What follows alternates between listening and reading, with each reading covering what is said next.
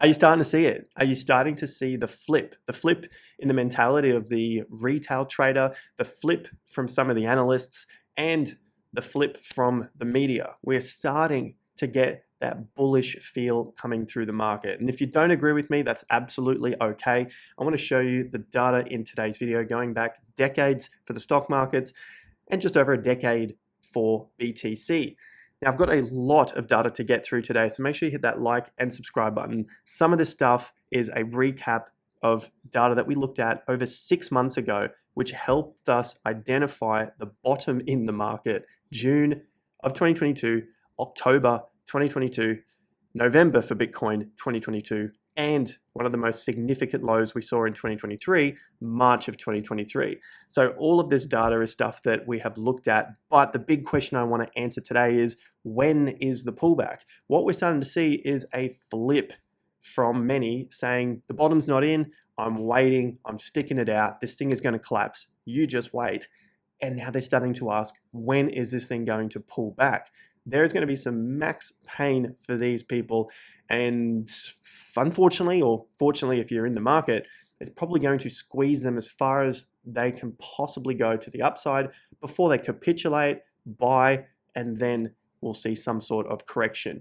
I want to get through the data in today's video rather than just my thoughts, so make sure you do hit that like and subscribe. And if you want more details about studying the past to forecast the future, we are your home of macro cycle analysis across the stock markets, Bitcoin, crypto, and the biggest of them all, the real estate cycle. Check out the link in the top of the video description for our TIA Premium membership. You can join our premium community over there who are crushing it with crypto gains, going long, going short in the market. There is a lot of information to help you guys make your money in the crypto markets. The trading and technical analysis courses that we teach in TIA Premium does cover everything that has a chart: Forex, futures markets, stock markets, and of course, cryptocurrencies.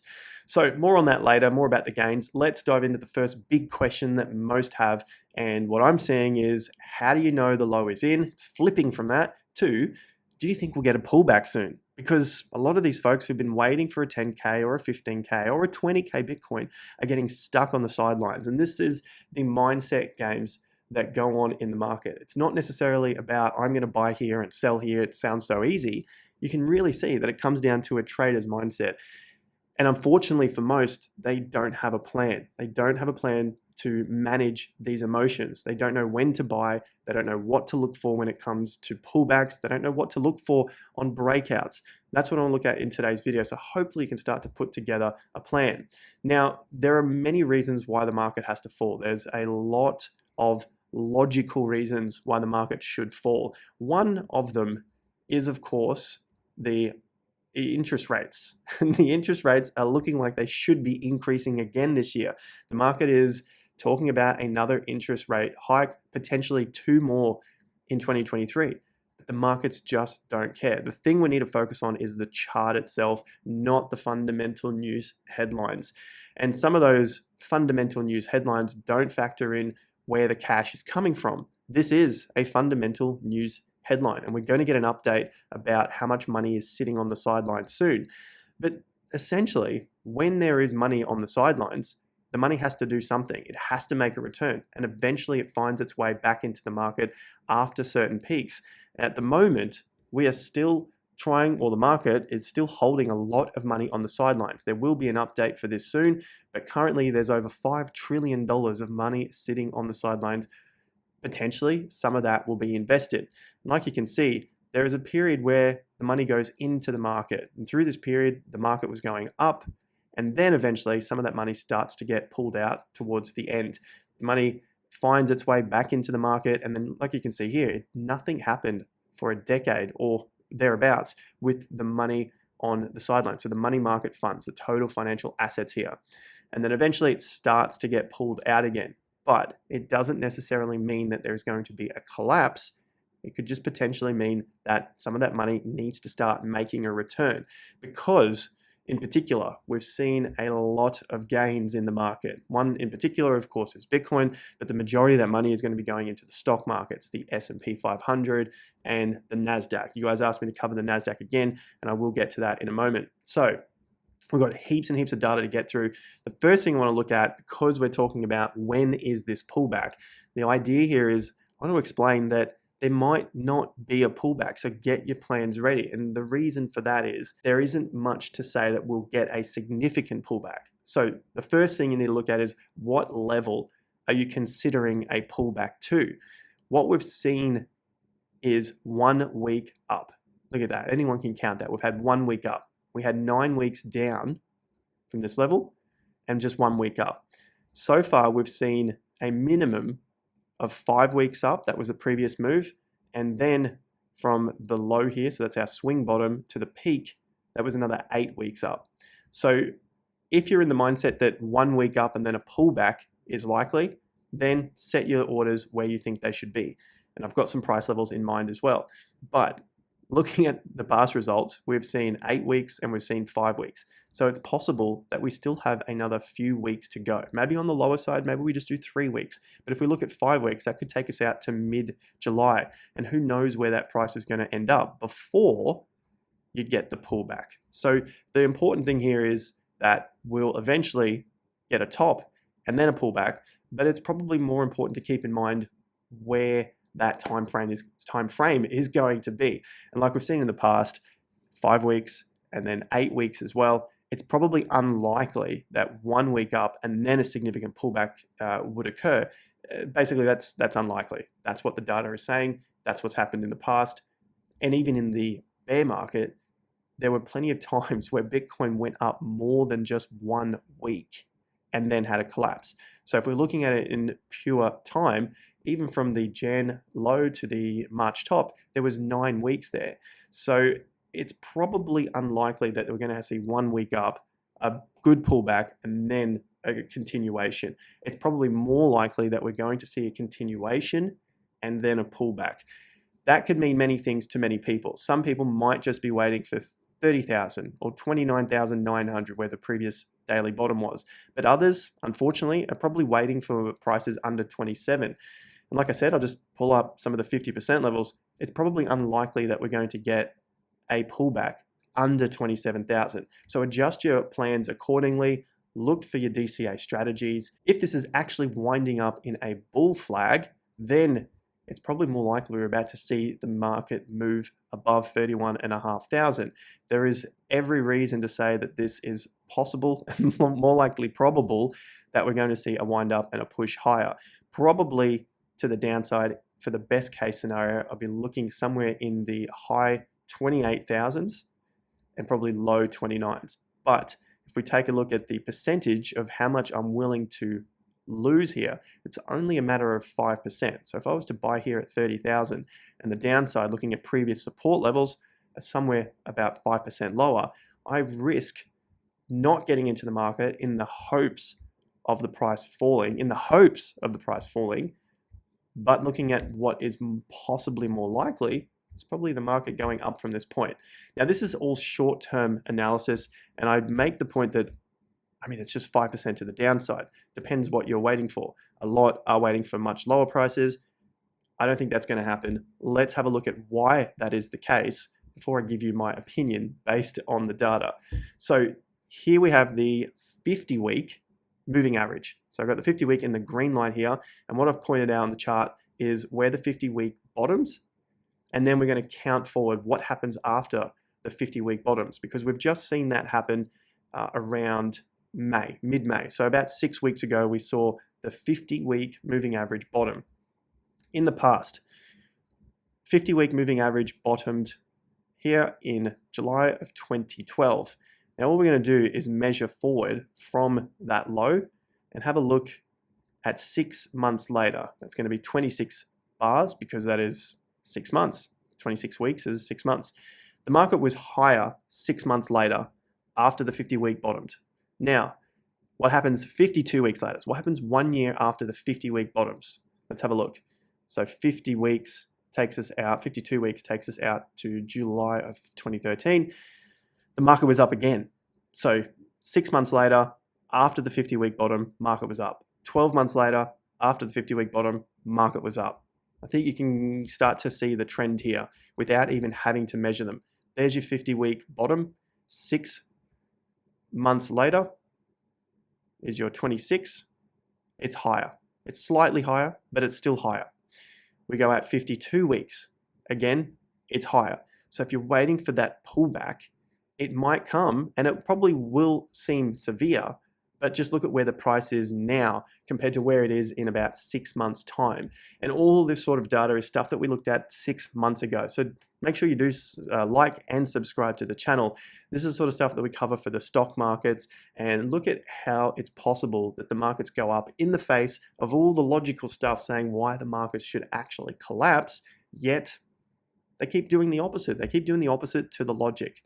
So 6 months later from the second last cycle in 2015, we had high prices. Then 12 months later, we had higher prices. Let's take a look now at 2019. 6 months later, this is where the 50-week bottomed. So that's the open of that week. Go 26 weeks out, you had a higher price. So the market was higher 6 months later after the 50-week bottom. Barring the COVID drop here, so the black swan event, it didn't go underneath that entry point, even with this period here where it touched on the 50-week moving average again. It didn't go underneath that price point. 52 weeks later, even now with the pandemic, it was still higher. So the market was higher again. We've had 1, 2, 3 opportunities here. In every single case, 100% of the time, Bitcoin was higher 6 months later and 12 months later after the 50-week moving average bottomed. Let's take a look what that time frame would be from this point here. 26 bars, that's going to take us to about mid-November of this year. Mid-November, the price, according to the data, is going to be higher than where it was in mid-May. Price was about $27,000. Of course, a lot can happen in that time. We can push up, we can push down. It's not the point here. The point is 100% of the time, so far, can always be wrong, the price was higher. 12 months later, so 1 year, 52 weeks, that's going to be mid-May of 2024, the price was also higher again. So if we're waiting for that pullback, it can come. There have been plenty of pullbacks in those periods, but it's probably likely the price is going to be higher than where it currently was at the bottom of the 50-week moving average. Now that all looks pretty rosy for Bitcoin. It looks very, very bullish, like the price is never going to come down. Like I said, there can be some times where the market does pull back. Let's take a look at the S&P 500 and some of the data that we've been covering over the last 6 months. Because at the end of the day, we need the traditional markets to also go up for there to be more strength in BTC as well. That risk appetite has to come in, and of course that $5 trillion sitting on the sidelines has to go somewhere. It's getting eaten away in the banks, it's getting eaten away sitting in accounts, it's not making the same returns that the market is making, especially when the S&P is up over 20% since the cycle low. But before I do that, just a reminder, TIA Premium, link is in the top of the video description if you want to join us, learning how to trade cryptos, the stock markets, and of course, understanding the macroeconomics out there, the real estate cycle and what we think is happening over the next few years. You can jump on board and make these huge gains like our members are doing here using trading plans they have learnt in TIA Premium. An update from the previous video, it's only 36 hours ago, 100% for Justy Musty, 100%, 1% here on the short, I had to flip to the long, 20%, 12, 400, 100, 30, 30, 56, 127. So great work to you guys in the membership that are absolutely crushing the gains out there in crypto. And like I said, this stuff can be used on the stock markets, futures markets, forex markets. It's all TA, and you're learning a fantastic lifelong lesson there.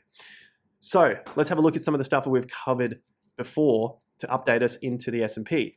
This is where majority are still sitting. They're still sitting as largely bearish. Survey question: what is your view on risky assets? This was conducted on May 31st, so 1 month ago. I love these things because they're so important to see what people were thinking at that time. And taking a look at the day here, where the price was, it was just here between this point, so the 31st of May and the 2nd of June. The market from then rose to a peak of 7%. So it was up 6.5% or so. That's pretty important to note because at that point, almost 2/3 were still bearish and only about 1/3 or so were neutral or slightly bullish. So there really wasn't much going on in terms of the bullishness. And now, of course, they've moved over. But you guys have been following, like and subscribe, you know the deal down below. Know that we were very, very bullish at this low here, this March low in 2023, because of the severity of the fundamental collapse, the news. It was so crazy, yet the price didn't continue to go down. That is that if I can just instill that in everyone, they'll start to learn why these markets do the opposite to logic. All right, so that's the first thing there. Most were still extremely bearish. Probably going to start to see them move a little more bullish. The other piece was over 50% of bear markets bottom in October. So you might remember the data that I was doing on the channel, looking at the low in October and how it's over the years have shown up to be many, many lows in October. In particular, 2002 and then 2003, we had the March low again, and then the markets ran off from that point. We had other lows here in 2008, just to name a few. I could go back over the course of history, but that's already been done in many of these videos. So that tells us, well, markets typically like to bottom in October, and the next highest percentage is March.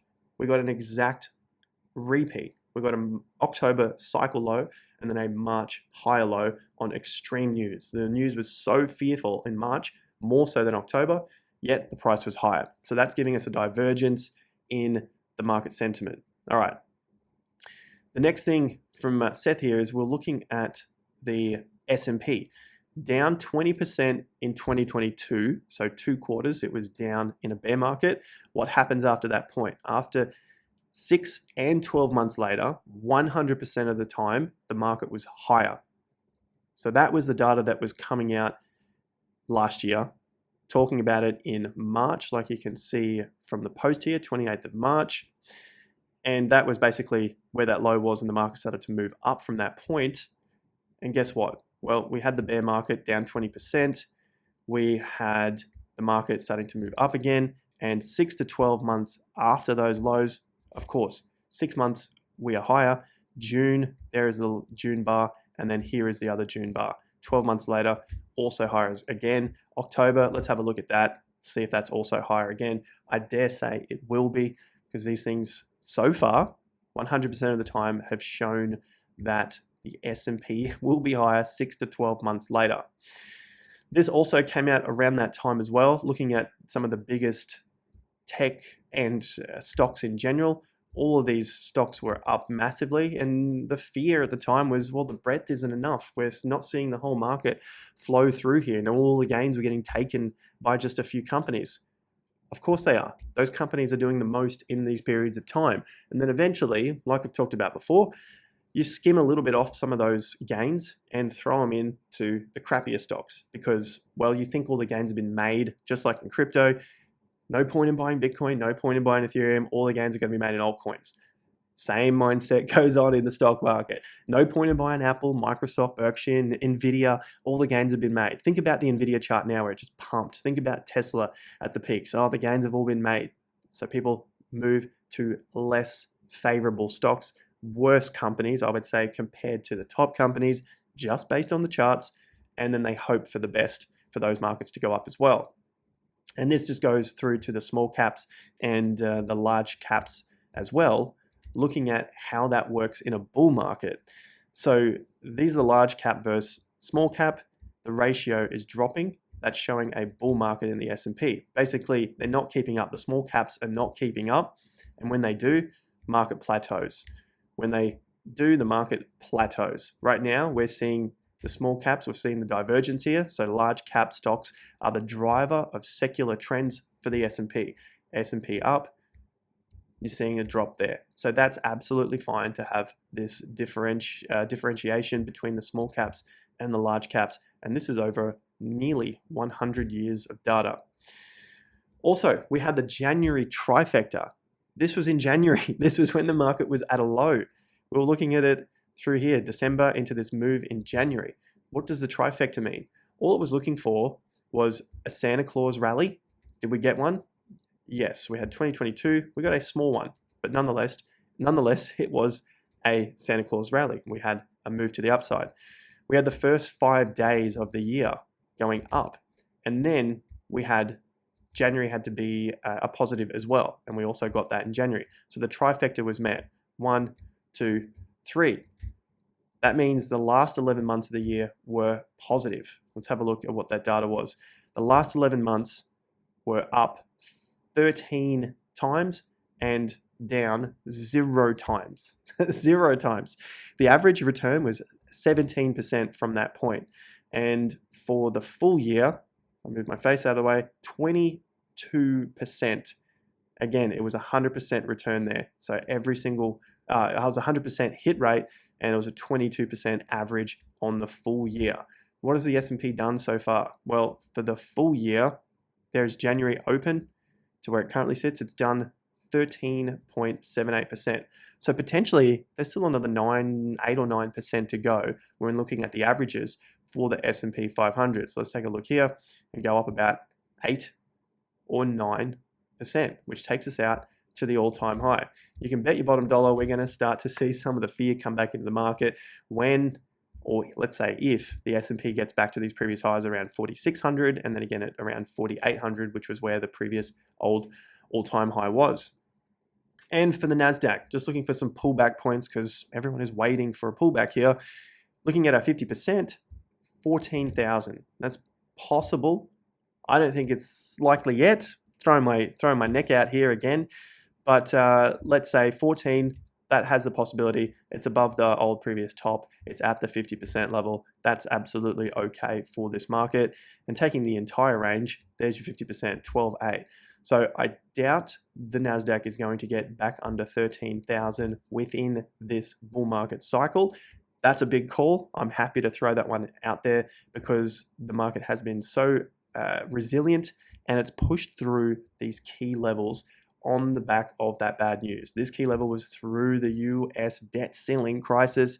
What happens next? Market moves up from that point. I've covered and recapped a lot of what's going on in the market and what we saw over the last 6 months, and it's continued to play out. It's good to recap those things to see what we've been talking about and see if it's actually played out. One of the other things was the presidential cycle. You know, we've covered that before. We are now in the 3rd year of the presidential cycle, which is a 4-year cycle. Next year is the election in the US. The 3rd year, which is this year, is always the strongest gains. Always has the strongest gains over the last 100 years. It doesn't seem like things are changing this year.